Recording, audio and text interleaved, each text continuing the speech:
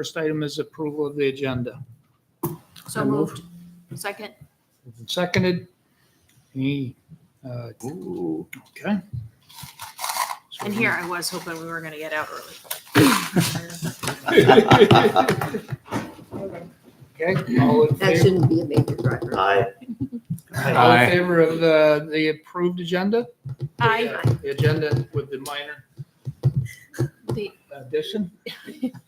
aye. Aye. Aye. Okay. Hey, where's that copy I was looking for? Next is approval of the consent agenda. I move. Second. Moved and seconded. Anything on the consent agenda anyone would like to speak to or? Yes. Yes. I don't know that we have to pull it out. I just wondered if anybody was going to attend the public safety community engagement session as a rep for like our area. Yes, actually Kathleen, Chief, and myself are all going to attend. Okay, great. That's next Monday? Carrie Duquette Hoffman is Okay, also coming. perfect. Okay. The Vermont Department of Health. Great. I am Awesome. likely to be there. Perfect. Awesome. I just wanted to make sure we had some locals We there. have some, yeah, some So, great. representation. Awesome. Thank you. You're welcome. Oh, and just one other quick thing on the DIDC minutes. I don't know if it says drafts. I don't think they've approved that yet. Mhm. At the top, it says Bill Dan Brown and then Right. Bill Cunningham. There's just a little typo in who was there. Okay. In case no one else sees it. I'm going to say that Heather has read this packet thoroughly. Oh, So, Heather's gotten really good at skimming things fast. anything else anyone would like to speak to? Hearing none, all in favor of approving the consent agenda as drafted, signify by saying aye. Aye. Aye. I'd like the thumbs up. I can see that. Okay, next is citizen comments. Is there anyone here? Yes, Laura.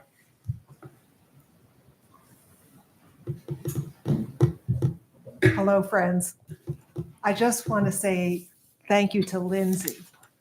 I saw your letter, that you're not planning to run again for select board, and thank you, for your service to the select board. And what a pleasure it was to serve with you in the years that we crossed over, and the wonderful voice you brought, for so many things. And that I'm going to miss your voice on select board. And I know that you're available, to participate in our projects and the projects you care about. And you're doing such a great job at the teen center, important work there. And so for those that are watching tonight, I just hope you join me in thanking Lindsay, and also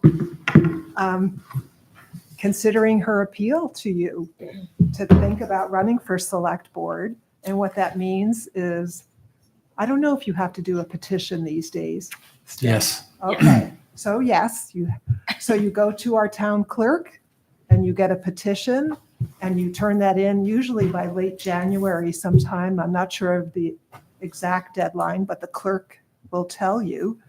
And it's a wonderful process, and I encourage people to consider it as a really important service to our town. And I thank all of you for continuing your service. That's it. Thank you, Thanks, Laura. She beat us to it, huh? I was thinking ours doesn't come till the end. Yeah, so took us off the People hook on actually- that one. Thanks. Now people are actually watching. Yes. People. So, Select board concerns, there's a silent time. Anything else in the audience? Is there anyone on with their hand up? No hands up. Okay. We're going to go to Chief Covey on vehicle purchase for our police cruiser. Good evening. Good evening. Hi, Chief. So we need a new police car. And So as you saw in your packet, we received 2 bids. We put out to all 3 dealerships locally. We only received bids from 2. And you'll see there's a modest difference between the Dodge Durango being a little bit less, $670, than the Interceptor, the Ford SUV. Our recommendation is for the Dodge Durango for a variety of reasons. We currently have 4 Ford SUVs, 2 Dodge Chargers. They're not making the Dodge Charger anymore. This was the final model year of that, unfortunately. In consultation with the town mechanic, has recommended not having our entire fleet be one manufacturer. We've had some issues, significant issues with some of the Fords, one in particular. But there's also an officer comfort issue. There are 2 factions in the police department: those who love the Dodges, those who love the Fords, those who find one. I'm one of the Dodge lovers. I find the SUVs very uncomfortable, and the officers are pretty evenly divided. So for all those reasons, we recommend the Dodge. I'll move to approve the recommendation from the police department to accept the bid from G-Stone Motors to purchase a 2024 Dodge Durango Pursuit for $42,834. Second. I have a question. Yeah, I was going to ask for questions. Okay, so no hybrids? So no, the significant problem I was referring to was with one of our hybrids that was down for 9 months. Yep. For an inexplicable reason. Chief Hanley may have spoken to you about Yep. this. Yep. It did. 9 months it took us to get that issue resolved. It is currently running. Ford sent engineers. We're not talking about the technicians from the local dealership. They sent engineers here, I believe 3 times. The engineers were unable to diagnose the problem. On the 3rd time, they finally agreed to replace the motor, which seems to have resolved the issue, but they can't explain why. So for our troubles, after our fleet manager in-house, one of our sergeants rattled some cages a little bit about that had a significant impact on our operation. Our fleet was really stressed at the time, and Ford, their final take it or leave it offer to make it up to us is $1,776, I believe, which they submitted a check to the town. Lemon Law was not able to be applied, apparently because we're a government agency, and it's not. That was discussed. If this had been a consumer model vehicle, it never would have come to that point. So we are learning that the hybrids have some issues. The gas savings isn't necessarily what we thought. Again, our fleet manager has crunched the numbers. G-Stone didn't even bid out one. Can't speak for them, but I don't think they were impressed with the situation they were in, having one of our cruisers in their parking lot for 9 months, to the point mice got into the wiring, sitting in their parking lot. Chief Hanley, keeps getting better. it gets even better. Chief Hanley attended a New England conference with New England Chiefs back in November, and he said the topic of hybrid cruisers came up, and unanimously, the chiefs in attendance said they were abandoning their hybrid cruisers. Wow. Michigan State Police released a number that's something like 200,000 21 to 22 model year hybrids had catastrophic engine failures. They're also now, I guess, learning through this process that we went through that the hybrids, for the type of driving the police do, because it's switching from gas to electric, we do sudden driving. And if it's in electric mode, it hasn't built up oil pressure at the time, the sudden acceleration occurs, and that might be introducing more wear and tear on the engine. So universally, we are hearing that people are putting the brakes, no pun intended, on the hybrids a little bit for police vehicles. And that was certainly our experience. The Fords that we have, one of the reasons I don't enjoy them, they are very choppy to drive. But that's neither here nor there. But no, there was no hybrid bid even received, and I was told that G-Stone wasn't really interested. Well, that's interesting data. It's better than data on just one vehicle. But I do. New York City has thousands of them. I don't know if it's only half of them running, but they're running thousands. According to Chief Hanley, our experience was not unique to us. Cybertruck, Chief? You had another one on order which was not even available for over a year. So that is an issue as well. Nationwide turnaround time for police cars is upwards of a year. That has been our Yeah. experience. We just took delivery of a Dodge Charger. We've had a car take over a year to arrive. We're in better shape now than Yeah. we were. That car was just upfitted. It is about ready to be roadworthy. And the bid specs from both dealerships, Ford and for the Dodge, said no later than 240 days we would receive the car.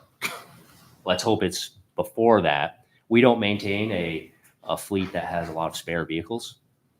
So when we are down a car or two, it certainly does impact us. And 9 months was very challenging. So is this issue only police department related, or because consumers, I have a hybrid SUV, and we love it. Yep. And I don't know what the difference is. I don't know. We have a earlier model Ford C-Max.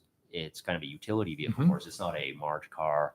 That one, we've had none of these issues. It doesn't get the same type of driving Yeah. by any stretch, nor does it have the electronics in it that the March Cruisers have. But again, it sort of, that was a eye-opening experience. And then the feedback that we're getting from elsewhere, and this information from Michigan State Police. I don't know any further details about it then, but it eroded our confidence a little bit. Yeah. What we're hearing a lot is maybe the technology isn't quite there yet for an emergency service vehicle. Yeah. With the type of driving that we do. Well, it sounds like Ford maybe didn't do their homework adequately either, because they should know. It was disconcerting to have this. Now, having said that, we currently have 3 Ford hybrid SUVs, all currently running. Okay. But again, I would rather not put all our eggs in that basket should this occur again. That's true. Absolutely. And I'm not sure, put it all on Ford. There's a different driving style. It's tough until you get them out in the field to replicate that in the numbers that they have out there. And I think some of that is the pressure. We've seen it, we felt it here, the pressure to be early adopters in this technology, and the manufacturers feel the pressure just like we do. So. Yeah, well, I mean, the technology is not new. I mean, I've been driving a hybrid for 10 years now. I'm sure you don't- Three different ones. I'm sure you don't drive out on calls, though. I try, but these guys will stop me if I do that. The technology is new to heavy use vehicles, and we're hearing guys asking for it in large trucks, and they're all failing. I'm not real anxious to get into it in big equipment because there are issues, but there's a lot of pressures by segments of our population that are really pushing for moving that way before we're ready.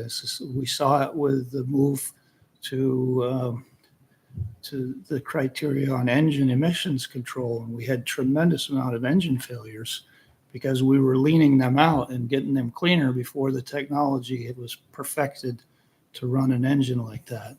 And we used to replace dozens of engines a year. Huh. We don't replace any now, but because now they've caught up with it. But And fortunately, this will give us an even split in our fleet. For our primary line vehicles, we would have 50% hybrids, 50% traditional, and that again, that seems like a little bit of a security blanket for now. As we continue to do our own test and evaluation of our hybrids, see how they turn out in the long run, and maybe we'll determine these kinks will get worked out. We won't have another horrendous experience like that, and our next bids recommendations might be different. Maybe we've never had a Durango, so this is also new to us. But if we could get another Charger, that would be wonderful. Unfortunately, that's not the key. Maybe we'll love the Durango side. It's another SUV. So. okay, any other questions? All in favor of approving the motion to award the bid for the Dodge Durango, signify by saying aye. Aye. Aye. Okay. Unanimous. Thanks, Chief. Thank you. Emily, wastewater treatment facility, state revolving loan.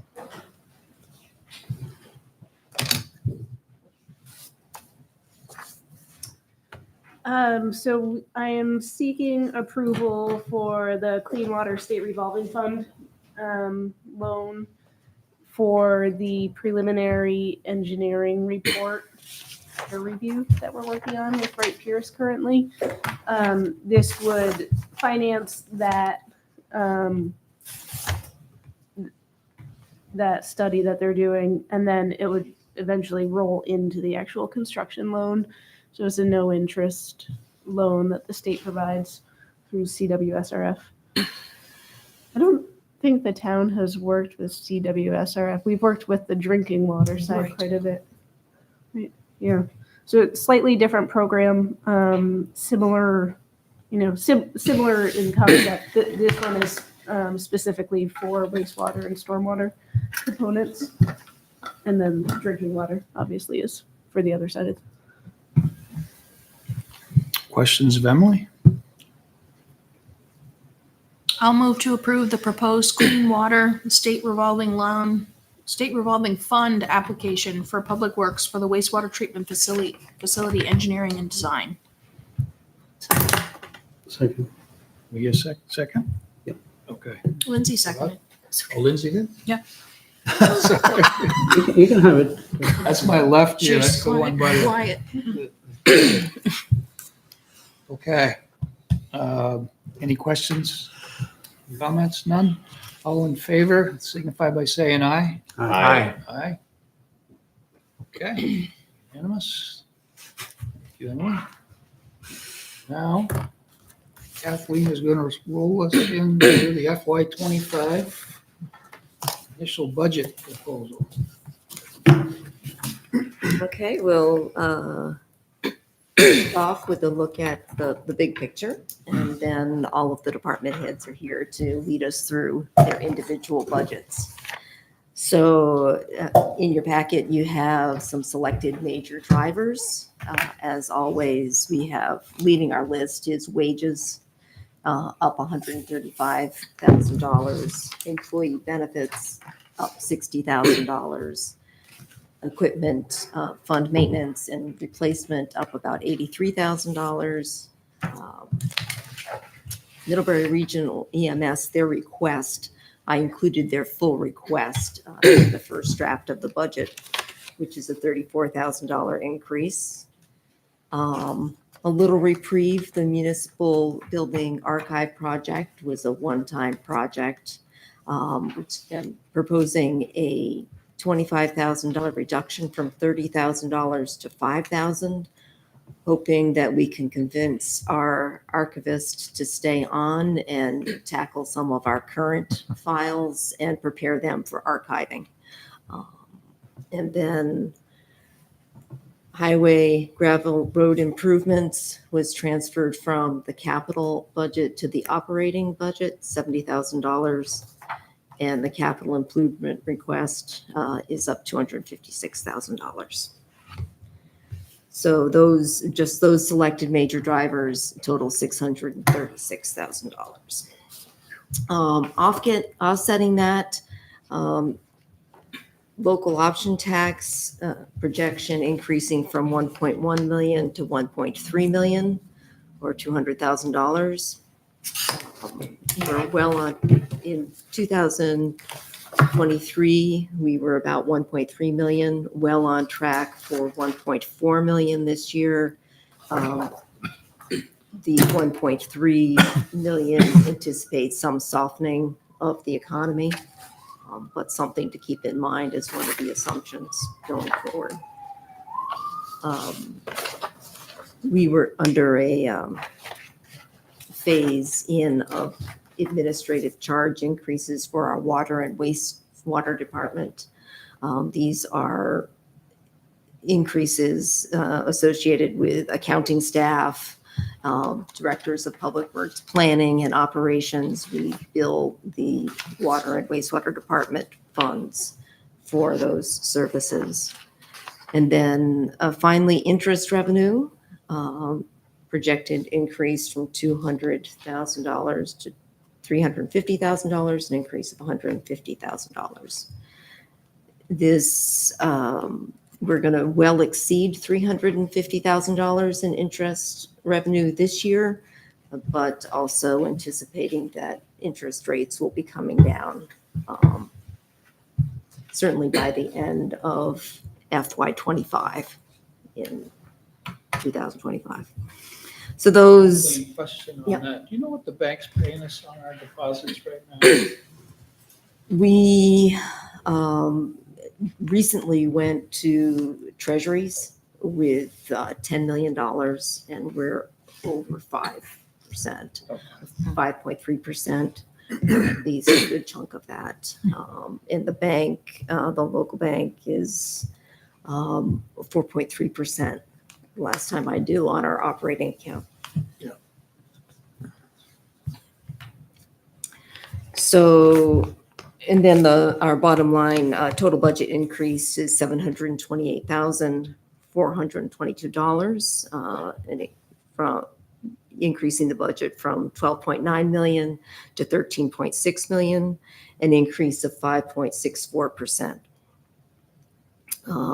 The property tax increase associated with that is $492,469, from 8.3 million to 8.8 million dollars, a 5.9% increase, and 5 cents on the tax rate.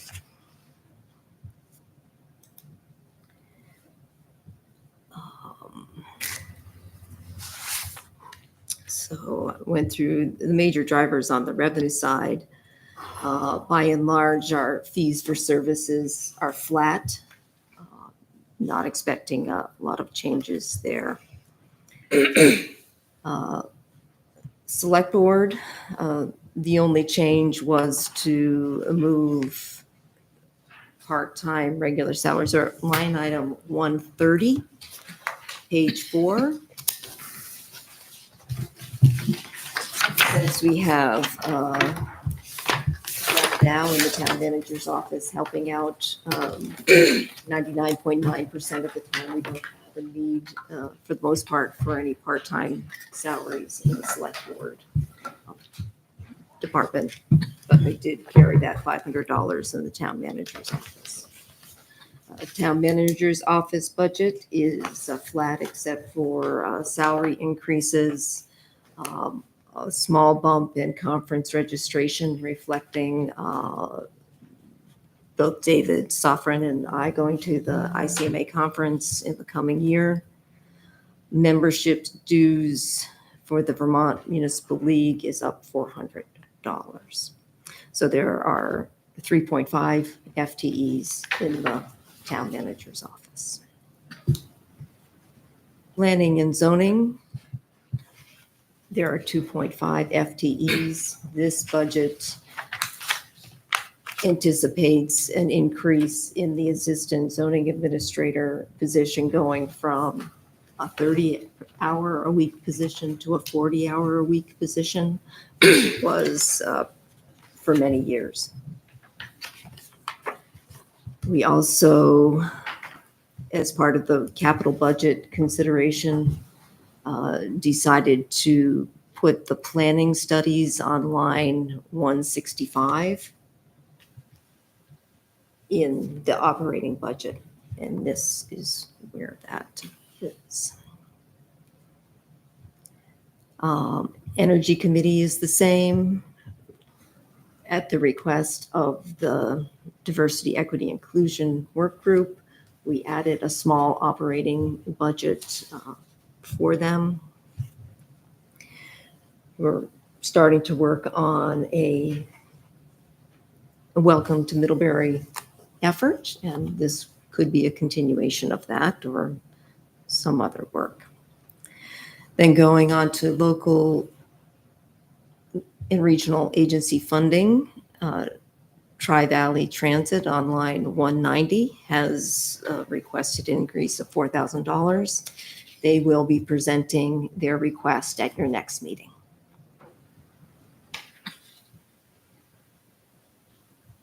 Accounting services on line 201. There are 3 full-time equivalents in that department. And the big bump there is in information technology. Like most of the world, the cost of our subscriptions, licenses, whatnot, server maintenance, and PCs are all reflected here. We are in the process of considering our approach to technology, whether that be the third-party administrator we use and just our technology setup. So as to whether we bring that in-house, if that would be more affordable, don't think so, but we are going to be looking at that. Town treasurer reflecting the continued stipend for Beth Dow, our town treasurer.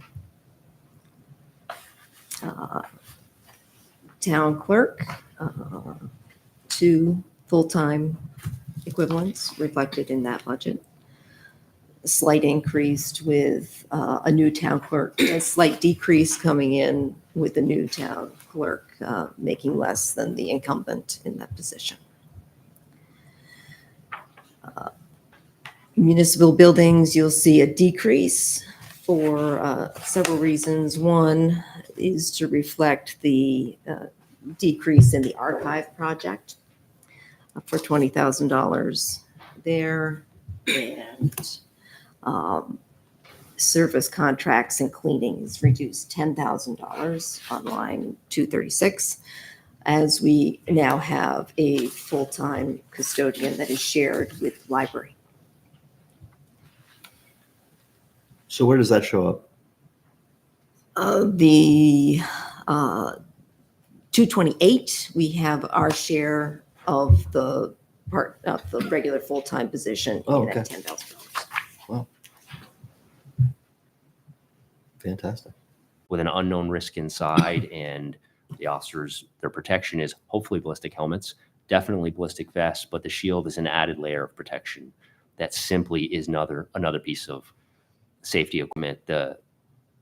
As you see nationwide, there's more violence, and it's what we need to do. We need to have this equipment available to us. An additional ask there is for 2 AEDs. We have one in our building, but I am a strong proponent. I'm a former EMT that the police should have AEDs available. We will arrive at calls typically much sooner than the ambulance will, because our officers are already out on the road, and in cardiac arrest, minutes count. And there are studies that have been done so the typical survival rate for a cardiac arrest is something like 60%. Because you have a kind of a short time window. Our officers routinely, we are monitoring rescues radio frequency, and when they hear what sounds like a critical call, they go on their own. And in cases such as cardiac arrest, an unresponsive person, and will initiate life-saving measures. And I think nowadays the technology is fairly cheap, $1,300 a piece or so, that we buy 2, and that's a small price to pay. We have had CPR saves in conjunction with rescue, and it's worth it, I think. So with 2, it would just be in the 2 cars that are out? So correct. They would be to the officers on. We wouldn't want them stationed in the cars. I mean, we have heated garages, but it's not something you want sitting out in a car that's not being used. It's not good for the battery life. And I would love to say right now our minimum staffing level is 2 officers per shift. It'd be wonderful we had more than that, but that recruitment problem, again, as I'm talking about, 2 would be okay. Even if we had more officers, that there will be 2 primary, we call them zone officers. That is sufficient.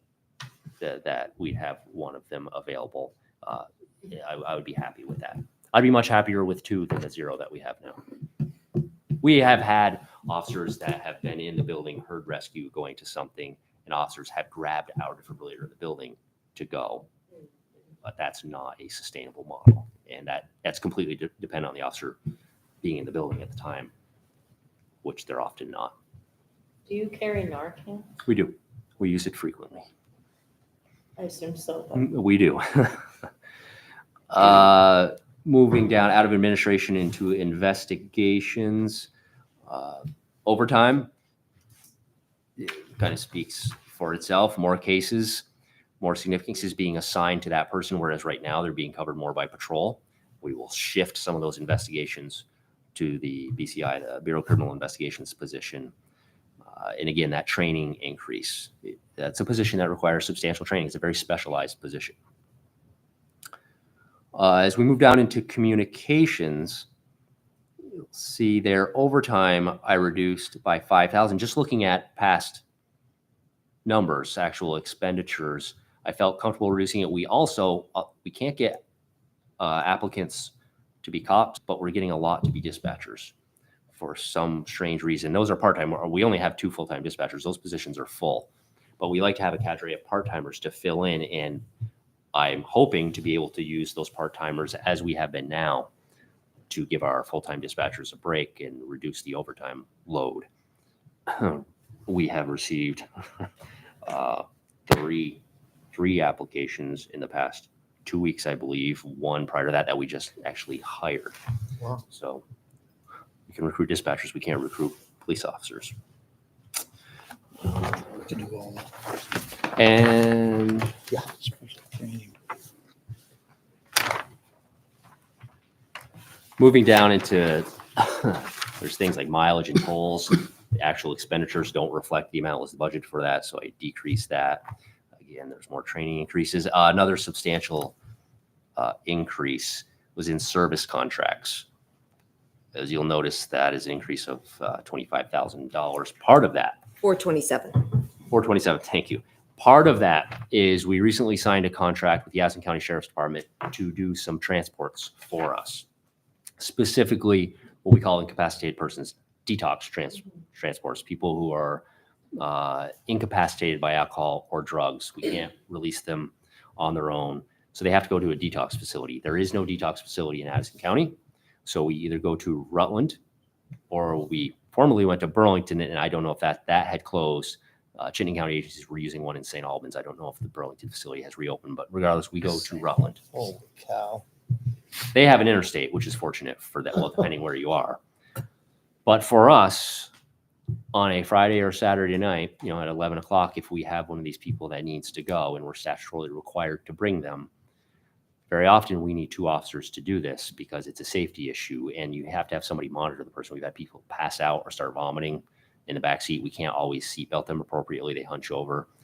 If those 2 officers go at 11 o'clock on a Saturday night, we know how long it takes to get to Rutland. There are no police officers on duty in this town. If it's 3 a.m., there are no police officers on duty in this county. We're the only 24-hour agency. The officers are not comfortable leaving the town uncovered, especially given increase in activity around town. So this comes at a cost, but the Sheriff's Department has agreed to do transports for us whenever available, and we've already used them several times since signing this contract back in October. They haven't been available for everyone we've done, but it gives some peace of mind that your police department is present. Having said that, just the other night, our officers had no choice. Our midnight shift had to bring someone to Rutland. So there was no one here for a couple of hours. And that is not a comfortable model, but it's the situation that we face. So that's that increase.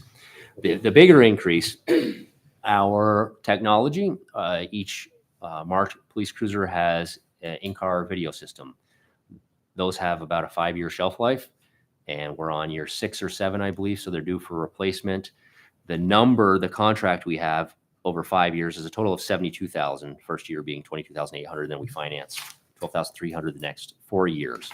As of today, that total value was decreased to $68,800.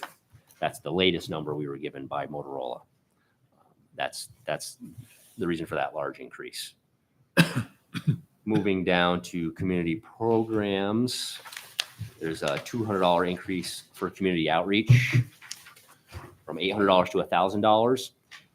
That is a community policing effort, that is a recruitment effort. One of the best ways to recruit is to have positive interactions between the police and the population, to have those people that I talked about who never knew they wanted to be cops say that was a positive experience. I could see myself doing that.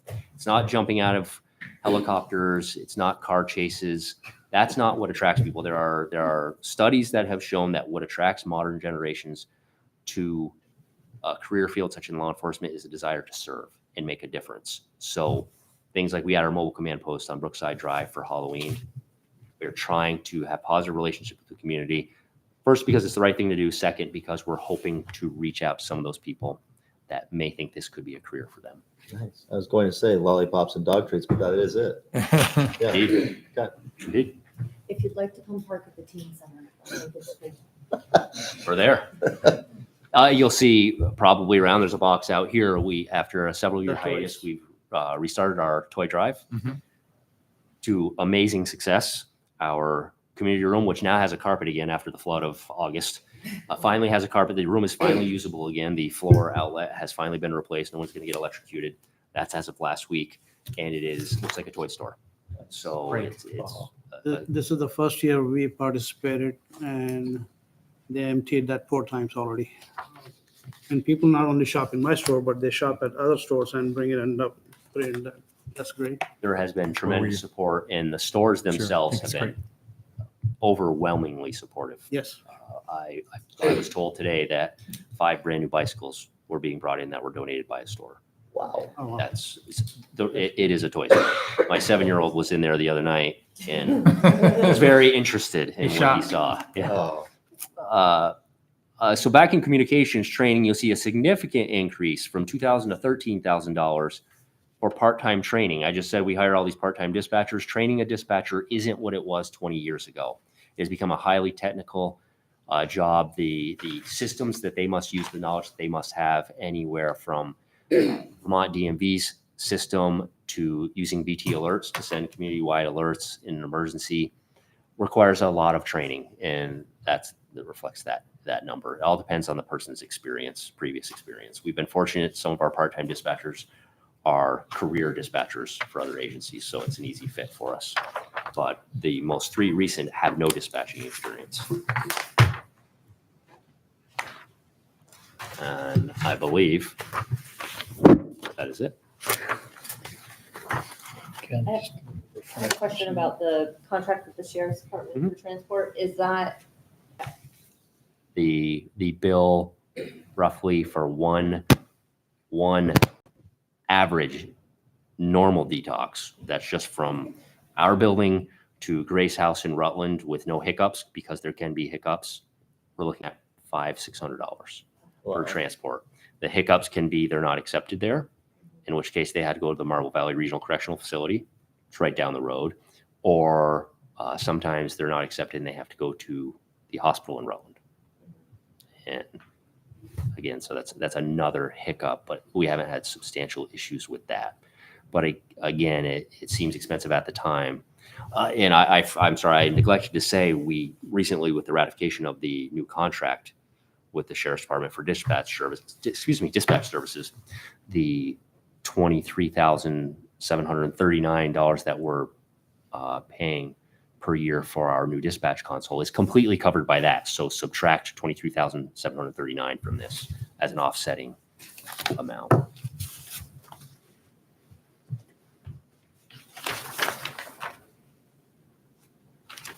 That's all I have. So that's included in the revenue somewhere?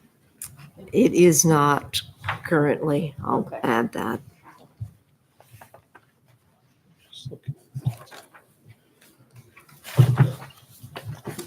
Any questions of Chief?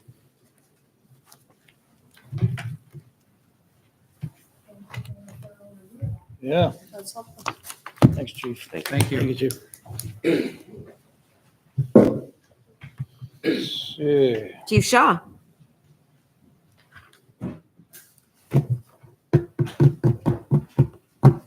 Hey, Ooh, seat's nice and warm. oh, So the hussy, yeah. that equipment he's wearing keeps it warm. Exactly. So page 12, 447. I don't have one with line numbers, so if you could assist that. Weren't you here when I did the handouts, David? Apparently not. I skipped that part. Thank you, Emily. So I come to you tonight with a $15,000 increase. Many of them are items that are building related. Some of them are out of my control. Minor increases in operating supplies and fuel, conference and registration, transfer to the equipment fund is significantly more than last year. And then each station, as they age, it's costing a little more to maintain them. There's a $1,200 increase in Station 2 and a $7,500 increase in Station 1 with the addition of $1,000 for water and sewer. That's the best guesstimate on that. Telephone is a $4,000 increase. So basically with the water and sewer, where services are now paying for water and sewer, right? We're not going to pay the bill. We're just going to Okay. You know, shut our I know water the off. collector. That's right. Bill will be shut us up for sure. Absolutely. Why is the telephone so high? I'm not quite sure about that. I can't honestly answer that. That's just how it plays out in the budget. We're It's working like on the budget hasn't covered it in the past. in the last 2 years at least. Yes. Yeah. It's like the budget is actually Yeah. mirroring what your actual usage has been the last couple of I years. think so, Brian. Yeah. And it hadn't been that way previously. Yeah. Our services haven't changed at all.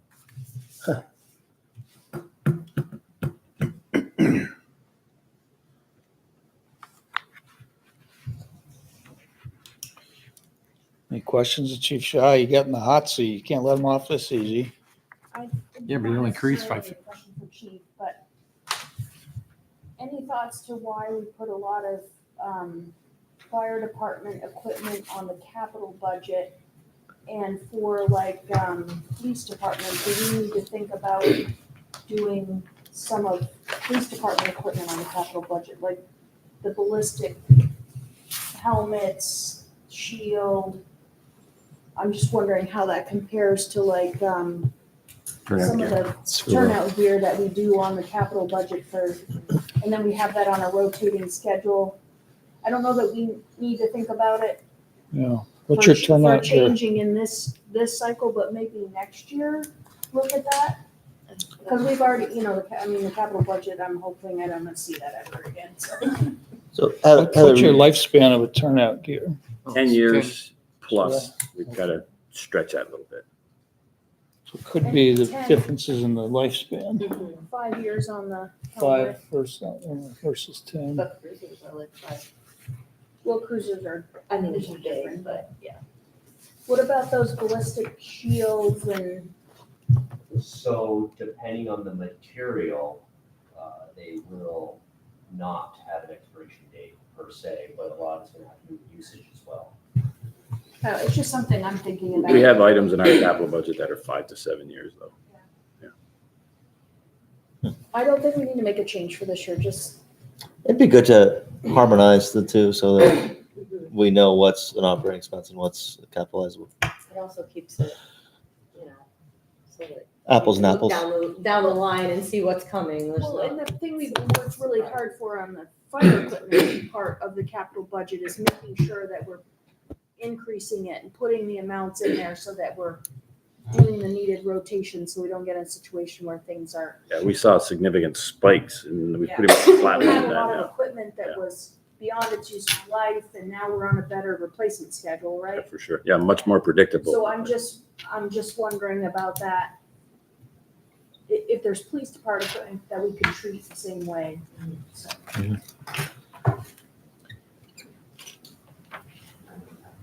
Good question. That's not really a question for Chief Shaw, just, Happy not What to do answer. you think about I'll that? put it in the queue for next capital budget. What are your thoughts? I'll pass to Chief Covey. I'll let him- We're both on Seymour Street, but we're on the upper end of it. Yeah. Do you guys have AEDs in your? We do. Yeah, we carry one in our truck and one in the station. Yeah, we have Narcan as well, unfortunately. Yes. You guys ever use it? The AD? No, Narcan. Not yet. They're beating you to it, I guess. Yeah, we've had a couple show up the station. We had a lady die there this summer in the front yard. Really? Yeah, pulled in. We saw it on camera. It was at 1:30 in the morning. Somebody finally noticed her car out there about 3 a.m. and she had passed away. Oh. Parking lot. Yeah. The grim side of the fire service. Yeah. Come to the fire station, right? Yep. That's it. What's in good. Officers. There's no other Strange questions of times. chief. Thank you. Thank you. Thank you all. Do I need to stick around? I'm supposed to be at another training event, so.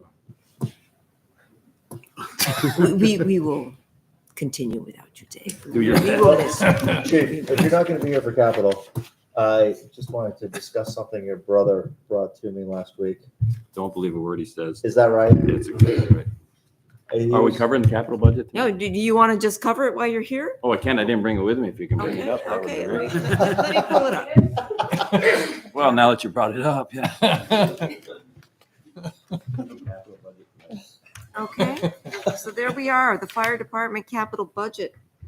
I think everybody has those. Jeez, thank you. You're the lifesaver. Thanks so much.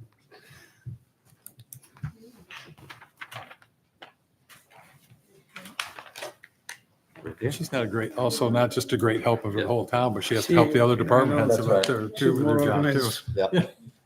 Yeah. Capital budget. Well, thank you. I'm glad you brought that up. The addition is. It's not us. That's not us. Is it on the next page? Dave? Yes. Thank you so much. It's line 79, 77, 79, and 81. The SCBA compressor, thinking ahead that we're approaching its lifetime. We need to build a fund to replace that expensive piece of equipment. That fills our air bottles. We currently have 105 air bottles, so it takes a significant piece of equipment to keep those all filled and ready to go. Roof replacement, that's a 25-year roof on a 11-year-old building. It would be prudent to start putting some money away for that. The small leaks we've had, we're able to take care of within the funds set aside for the station. And then just the overall paint and appearance and appliances within the facility.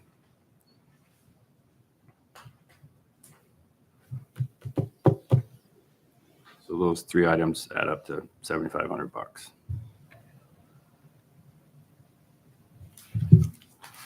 The rest of it was stuff we have previously planned for and costed out over the lifetime of the piece of equipment. Like the Chipman Hill repeater. Yes.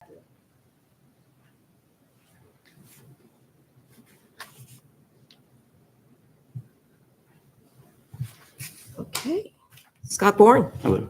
Good evening, everybody. Evening, Scott. 572. Yes, 572. Just some of the changes that are involved in that are the hiring of myself and a new program coordinator who filled my old position. Then we have been able to find a wonderful maintenance guy who has come to us with years of institutional experience. So we paid him what he was worth, and it's been just amazing to have someone who is fully invested in all of our buildings and the grounds. So that is where that is. We also have a part-time high school boy who is kind of come up through the programming and is now working with us part-time in the afternoons when he's not playing basketball. So that's reflected in there as well. Some of the other changes, please review, and if you have any questions for me, I'd be more than happy to answer them. How are you getting around credit card processing too? The credit card processing is basically brand new. We had an old system that, and then an old way of doing transactions that we were not permitted to take, right? We weren't even allowed to take them in office. Yeah. So people were using an old system, which was not very effective at all. But we have a brand new system that began in March that has been just phenomenal. Great. Yeah. Now, one thing I would like to actually address, which would be line 67, if we can go there. It's just about the pool. We have lost revenue in the pool. Line 67? Yeah, sorry, down the revenue, yeah. Revenue line up. Oh,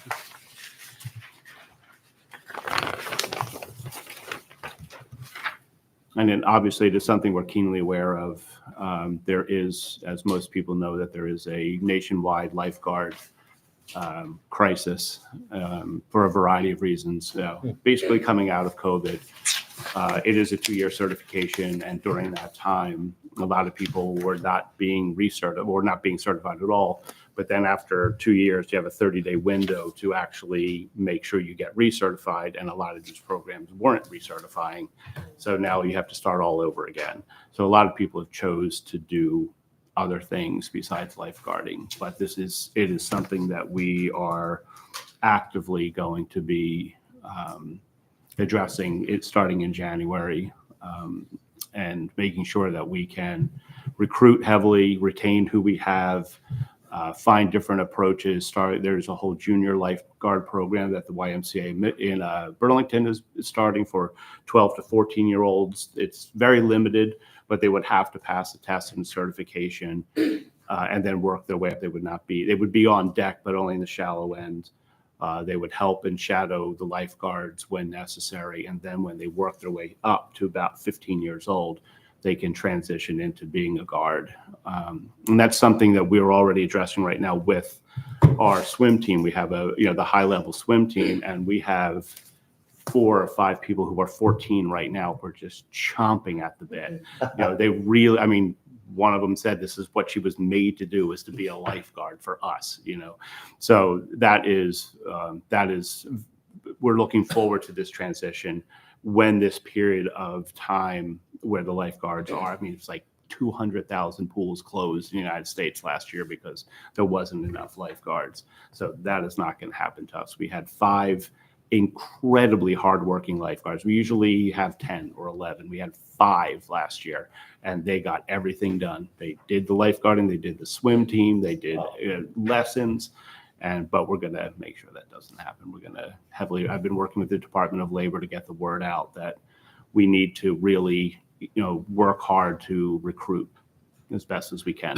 We do have a limited, it's not an easy job. It looks like it's an easy job, but to pass the certification is difficult and it's expensive. And, Bill and I have been working on incentive bonuses and retention bonuses, and helping actually pay for the course, because it can be anywhere between $300 and $600.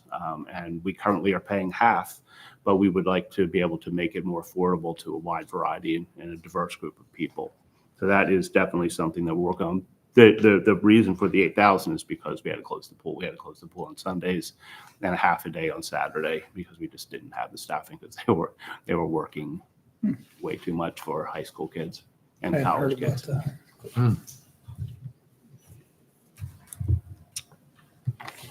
If you have teens that need the other half covered, send them my way. Okay, you got it, Lindsay. Thank you. Scott, Yes. also on line 70, you have day camps. That's getting quite a bump there.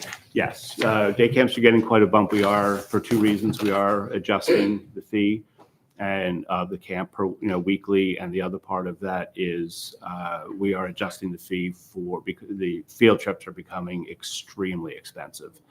And it is one of the things that Camp Cucamonga is known for. Mary Johnson, which I ran for years, only had, we did one, we went to, where did we go? Button Bay, I think it was, or Branbury.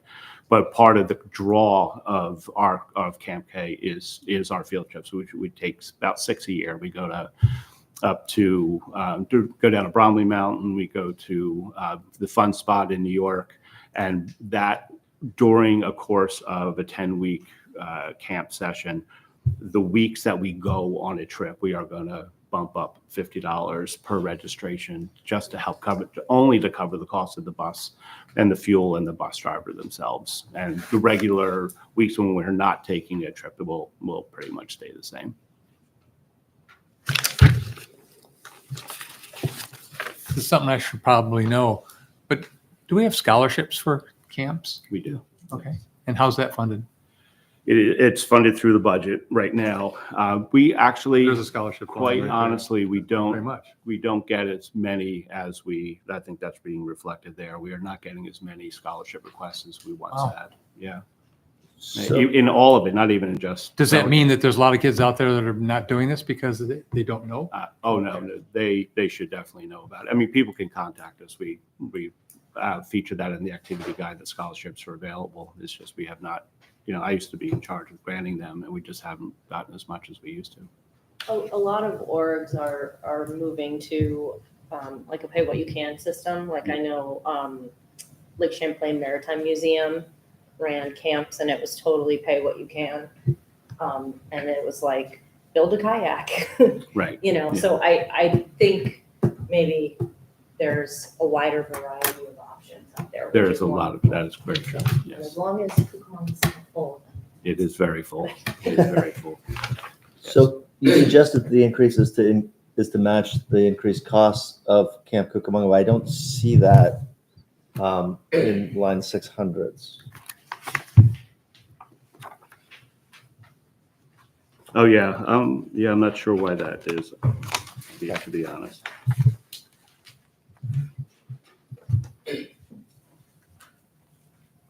Okay, so we'll take another look at that. Yep.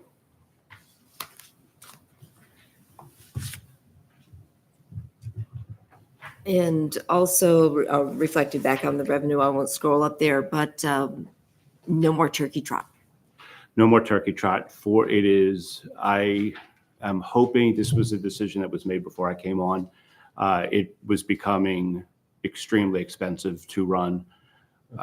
It was basically treated as a qualifying event, but it was not actually a qualifying event. We had timers, we had bibs, we had all the prizes and everything else, but it was not technically a qualifying event, which means that you can't take your time or whatever and apply it to a marathon as like a step up towards a marathon. So people were actually choosing to go a different route. If they're going to spend the money, they're going to run, they're going to do it so they can, basically move towards whatever their goal is. So we have been having a decreasing number of participants, which means, of course, that the registration fees go down, and any of the registration fees we have can't cover our costs. And it was a discussion that my predecessor, Dustin, and I had pretty much at the end of the summer. It has been slowly dwindling the last couple of years, and needless to say, the price of turkeys has risen dramatically.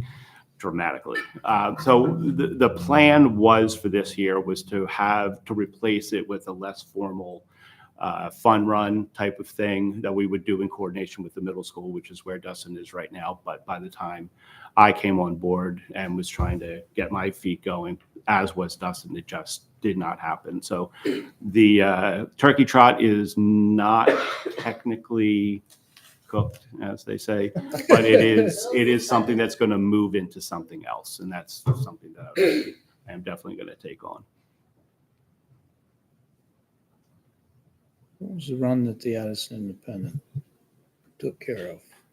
What's that? I'm sorry. What was the run that the Addison Independent took care of? It used to be the town one. Which one? The Maple. Maple Run. That's the big one. Yeah, the big maple run, which of course happened in the spring, has now been moved to the fall, Right. and it's about 2 weeks away from where our turkey trot was.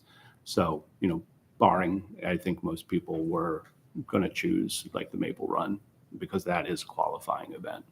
Yeah. But we will do something. It is just going to morph into something else.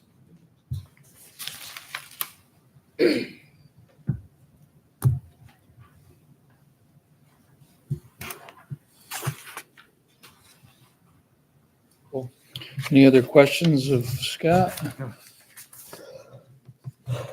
Thanks.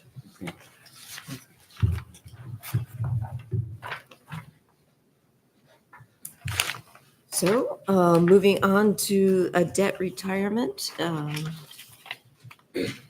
Happy to report that I just found a typo here on line 654.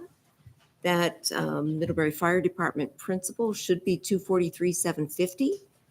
No kidding. So there we go. Our work here's done. 41,000? Say this again? I'm sorry. On line 654. Yep. That should be in the FY25 budget, $243,750, because that stays the same each year for the 20 years. Okay.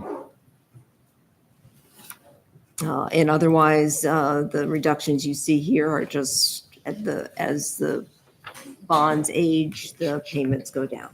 Sure.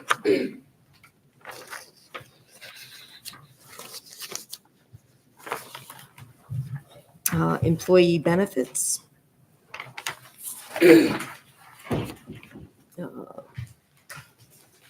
Increases in Social Security, retirement. We had our police department went into a different retirement plan, so there's a more than expected increase in that retirement line item. Medical insurance, we've some changes in enrollment. Expansion didn't come to fruition, and a bond does not come forward or does not pass in the spring. How would we move forward from that? And so Judith Harris and Chris Huston helped me come up with a figure for what we might reasonably want to set aside for professional design fees to help us start designing things like revisiting the new HVAC systems, designing a better heat system, or the secondary egress to the third floor, which we would need to put on, items like that. Line 99, cooling, that is for two ductless AC units. 2 out of our 9 units died last year, and it was pretty, well, during summer in the library without those two. So we would like to replace them, and that's the quote that Dennis Newman has provided to us. And then line 101 is boiler replacement. So for a while, we've all sort of been wondering what would it cost if the boiler were to catastrophically fail. And this is Luke's best guess as to what we should put aside to be prepared for that possibility. So with any luck, the $142,000 for the boiler replacement and $70,000 in professional fees, I ideally hope we don't have to use those in fiscal year 25. And if that's the case, perhaps those would go towards the larger renovation expansion project. But I think we'll be well served to have those in case we need them.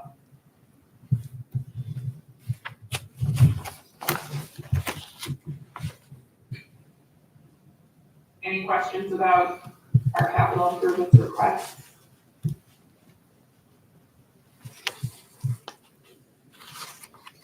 Guess not, Dana. Thank you for hanging in there with us. Yeah, well, it's always a pleasure to hear what's going on with the other departments. So, all right, thanks everyone. Thanks, Okay. Dan. Thank you, Dana. Thank you. Wait, do you want me to do the special initiatives while I'm sitting here? Yep, sure. Okay. I forgot about those in the other section. So special initiatives, line 167. $10,000 asking for funding for cameras and lighting for parking lots and public spaces. Line 169, traffic calming and speed monitoring. We combined 2 funds for this one, so pulled, I forget what the previous. It was driver feedback in the police department for 6,300, and we had traffic calming in the special initiatives for 7,500. So combine those two for the 13,800. Tree invasives doesn't change. And then disaster resiliency, Middlebury River, that is based on the cost of the work that we did this summer, which is anticipated to be a 10-year cycle. I think the amount that we had previously been putting aside, even assuming a 10-year cycle, wasn't sufficient. So we've increased that line item to support that over the period. And then energy efficiency, there's an increase this year in case we decide to do the solar on this building. The estimate was around $65,000 to do it, but there is a rebate of 30% if it's 30% minimum, 40% if it's a US made package. Yep. So there would be some reimbursement. Does a government entity get that? Because usually it's given as an ITC. What's that? How does a government entity get that? Because It's it's given as an part- ITC to private. I think it was part of the package that got put out last fall. And I don't know the specifics of it, but we were working with Ellen Consulting on drafting the RFQ. And so they sort of guided us on what we would be looking at for reimbursement. I think they changed the language so that municipalities can benefit from it. I think before that package came out, that wasn't a possibility. Yeah. I wasn't aware that they could. Missed that. Yeah. Any questions on those?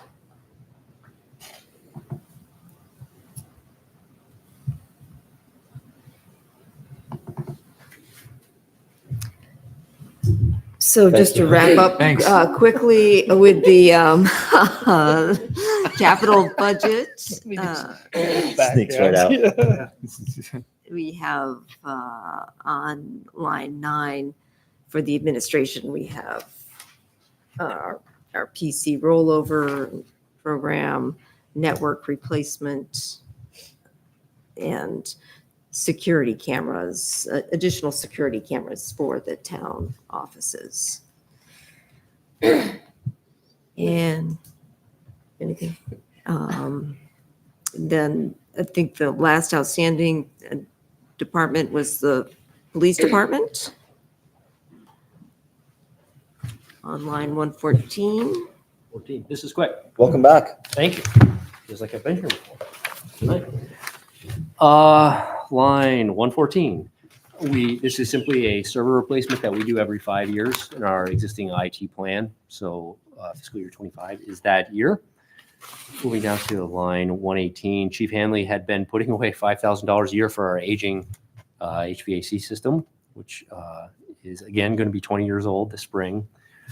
And finally, again, same project. We had just replaced our dispatch radio console, and this $8,000 on line 123 is for 5 years to plan for the replacement in 5 years.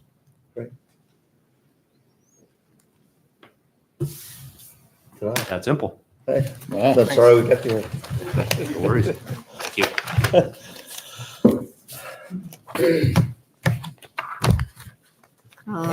Recreation and Parks, not a lot to report there. We did some of their smaller line items for infields, finish work, mulch and such was moved into the operating budget where it should have been. They had a couple of line items in the ball fields, in the parks for $1,500, $2,000 that were moved to the operating budget. We did, the infrastructure committee added $10,000 for as matching money on line 161 for the skate park.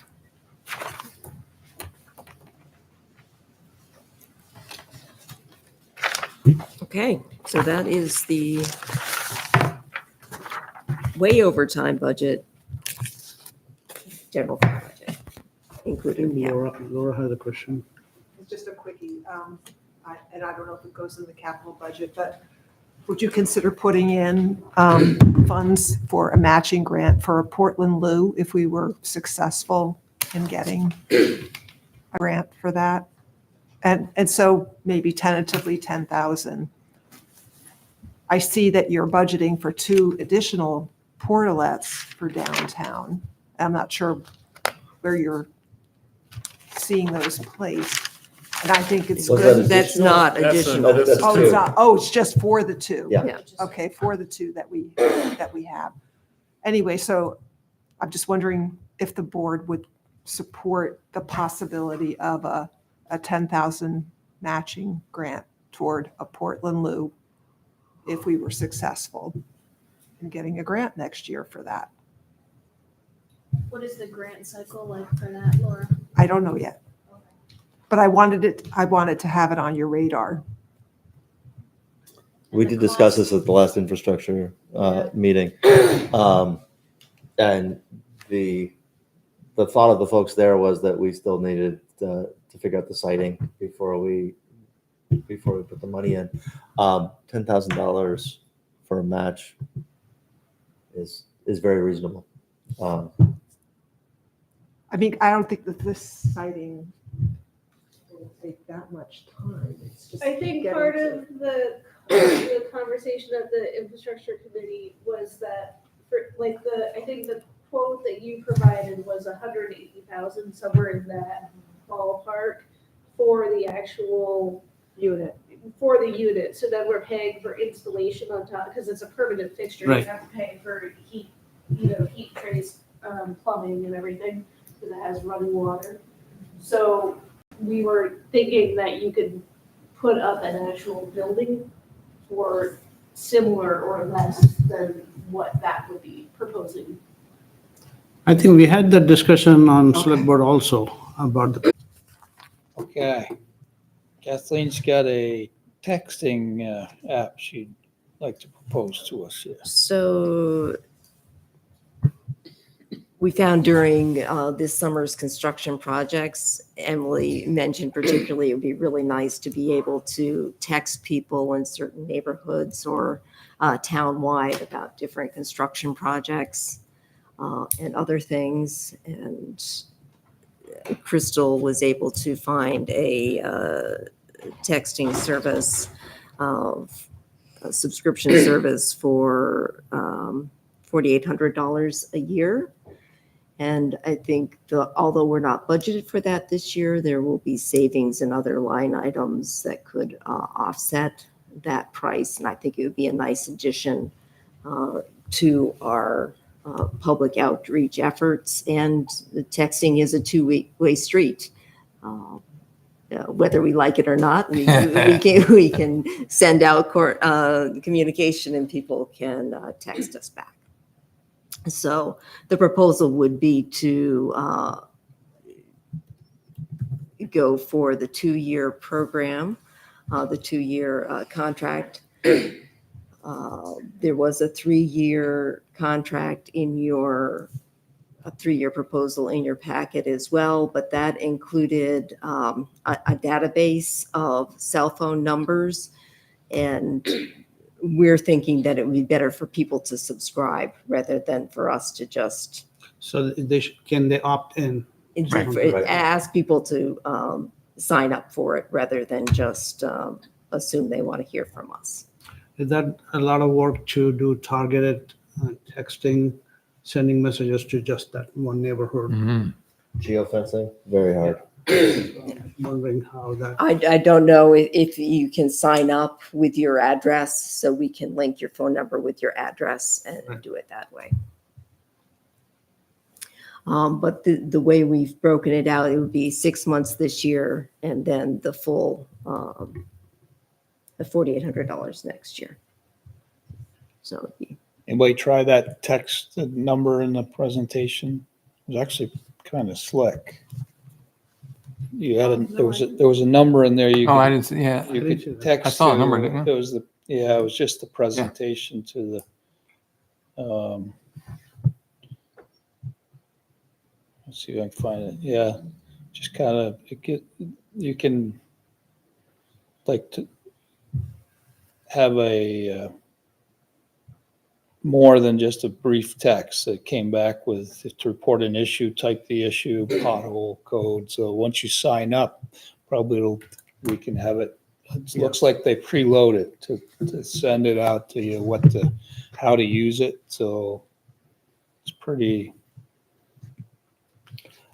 simple to use, I think. So the contract is a certain number of messages.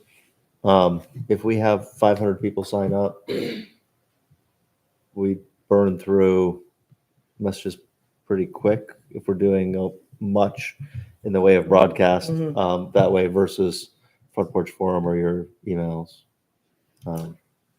Front Porch Forum is only people who. You're gonna have a read that. computer in front of you for Front Porch Forum. Oh yeah, The texting is. it's got great value. Yeah. I'm not. But I'm You're not the techie. discounting. the additional wasn't too bad. No, It was in the hundreds of dollars, Oh, not is it? the thousands. Okay. For 100,000 was like $300, I think. Was that right? Okay. Yeah, that's pretty reasonable. I will say, this summer, at one point when they were doing the culvert and the paving on, 3 Mile Bridge Road, I didn't get the email until after it was already closed. And, that impacts, my Yeah. business and myself. And It would be really useful. We get a lot of people where the road's been closed down. They call very frustrated that, oh, well, I didn't, not in front of my email. Right. It would So have I been think nice. it would be, in those situations, water issues, I think it would be. Well, had we not I'm- just gone through what we did this summer, Yeah. I would probably be voting against spending the money on it. Yeah, but But having just recently done it, I think it sets us up for a better emergency notification system. And if we can get people with the idea that, this is for those purposes, but also to keep them informed, if we can not bombard them so much so that we don't have to send the whole town if we're shutting down the Yeah, water that on would- Seymour Street, then that'll be really bonus. So it'd be a really good question for them. I didn't really notice if we can have people define if they want just to know about certain areas or maybe we can do it by the address, and then if it's a public area, we can select all areas, but if it's a private community area, like Butt Off or something like that, you can just send everybody in Butt Off. well, that's what they said you could do with the database, right? But we're not getting the data. Yeah, but that's what I was gonna say. Can we create that in our, Right. because if you I can get it think with the database. database, I think you just get the numbers. I don't think think so. you get any Okay, got it. They address sell you- information. They sell you a Right. database of numbers for your area. Well, the database is included here if you do a 3-year Right, contract. Right. Right, And but they just buy it they're from giving you a Verizon. database of numbers for Yeah. your area. But I will say, I think $5,000 for databases, whatever, but if it means that everybody gets the text and they have to opt out, that is going to significantly increase the number of people who participate. Right. Because 500 people in our town, 500 people signing up for this would probably be a big number. Oh, yeah. And in a town this size, that's hardly No, anything. we have a great take up on our email newsletter list. How big is the email list right now, Gina? 1,700. No kidding. Yeah, and every time someone calls us with a question or a concern, we let them know Sign them up. that this is available to them. Huh. That's very good. Do you know if we can tie this to GIS? What? Do you know if we can tie this to GIS? I don't know the details. That'd be cool. That would make it very applicable, I think, at least from the construction side of things, because then you could really warn just that. Yeah. Whoever the water users are. Right. Right. I mean, if we're gonna bombard everybody anyways, maybe we should go for the database. That's, You think so? I I think it's a good idea either way. I think some people will be I'm just turned off curious. at being automatically signed up for things. Not if it's easy. And I'm not just if it's curious easy where to, they get the you know, numbers. Click here if you don't They, want this. they buy them from the cell providers. Cell phones. That's what happens when your data gets. Okay, so Yes. that's your Keep three-year making money option. If you want to go for the database. Well, I also wonder if it would include everyone. You know what I mean? I mean, you know, I don't know. We had this discussion in DEI recently about who's Mhm, participating and who's Mhm, signing up. And I suspect that the people receiving our emails are of a certain age and above. I thought of you, Lindsay, That's my God. with this. You're the only that it person would I be know who's more got cricket. inclusive than Yeah, the emails. yeah. But like Pay kids have $25 cell a month, phones at unlimited 10 or everything. 12. It's great service. I have consumer cellular. They'll be the ones telling their parents that the It roads. is. Yeah, but that's what I mean. You have to And be a then member you of have NRP. five How much people is in it? a house, all $15 seeing a something, month? Sure. somebody doesn't see it. But I was thinking about it too. when I saw it in the $60 a packet, month, but just cricket, you get. Around the sort of Everything. crisis that Data. was Data, dealing with Yeah, at Huh? at Marbleworks. Yeah. Because I have 5 lines. I drove past So, and family I of 5. saw it somewhere. They're But 25 each. If Oh, it's a- 25 I each. saw some of our teens walking in that direction. Oof. So, That's about equivalent to us. I you paid know, $60 from an for two. emergency Mhm. standpoint of like, But- please but, avoid yeah. this area, Right. But you have you a, know, then it Good goes out point. to everyone. Good point. I Absolutely. pay more for the data. right, cricket, and they use Verizon and. Enough side chatter. Oh, sorry. People to avoid an That's area the and boss. they're gonna go The there. boss. Emily, what, Necessarily. would you, No, they ran. do you have any input on the database versus non-database? I don't know that I know enough to know the difference.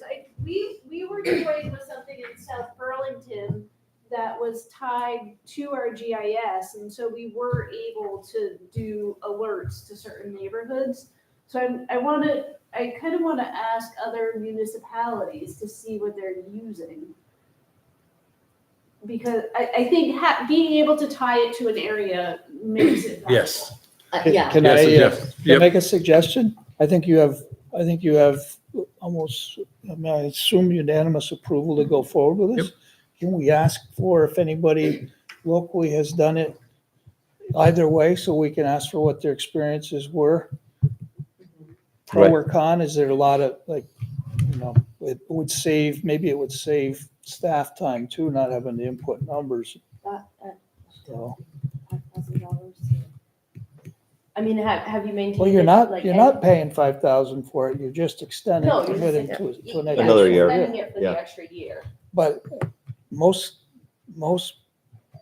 services like this, it takes a couple of years before everybody even gets used to them. Right. Yep. So if you're not committed to do it for at least 3 years, $699,839.93 for accounts payable and $174,242.78 for payroll for the period of November 29th,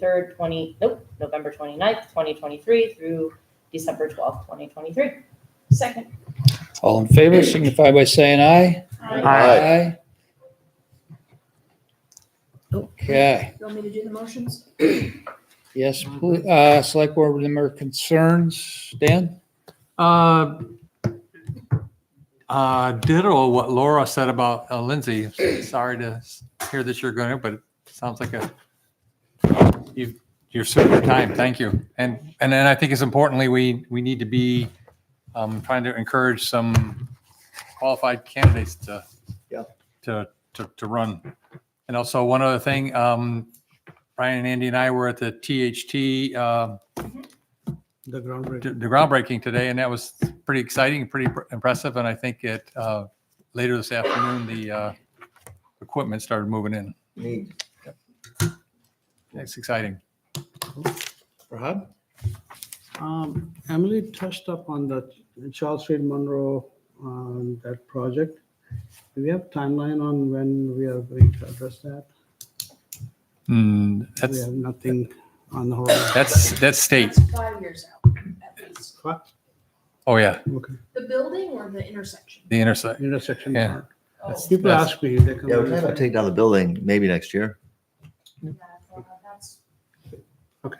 It's, And for I go, Lindsay, yeah. Crazy. unless there is another pot of gold that Emily finds somewhere, but I don't anticipate that will happen anytime For soon. Lindsay, the offer still stands.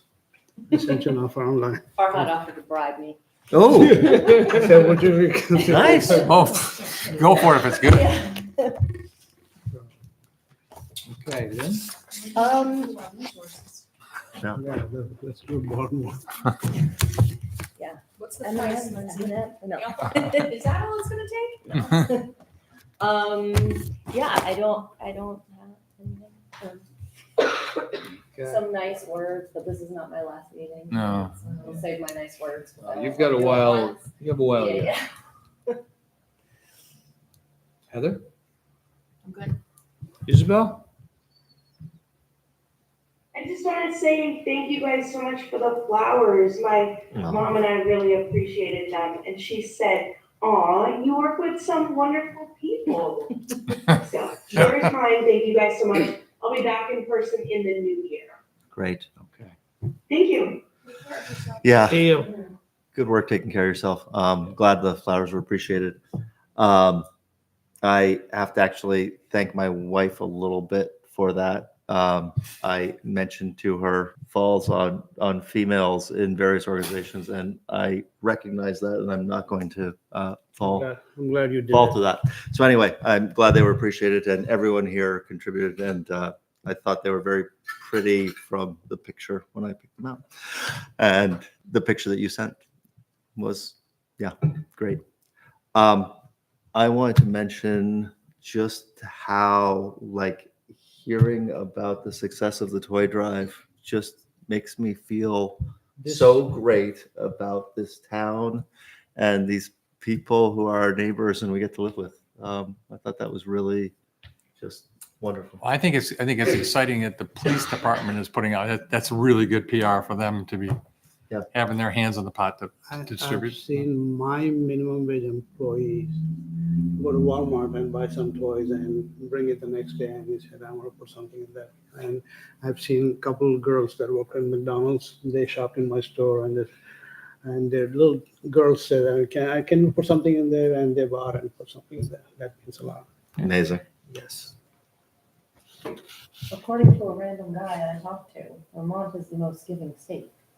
I did a study. I haven't vetted this. A random guy says. But I feel like it's probably true. Interesting.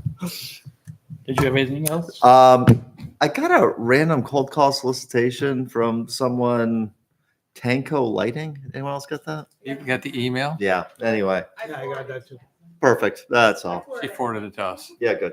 Okay, we're gonna go into executive session here for contracts and real estate.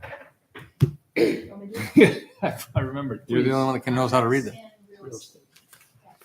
In accordance with Vermont's open meeting law requirements, I move that the board find that premature general knowledge of the consideration of real estate and contracts would clearly place the select board in a substantial disadvantage because the select board risks disclosing its strategy if it discusses the contracts and real estate in public. Second. All in favor? Aye. I further move that the board enter into executive session to discuss the real estate and contract matters under the provisions of Title I, Section 313A1 of the Vermont statutes. Second. All in favor, signify by saying aye. Aye. Okay, we're going into executive session at 9:28.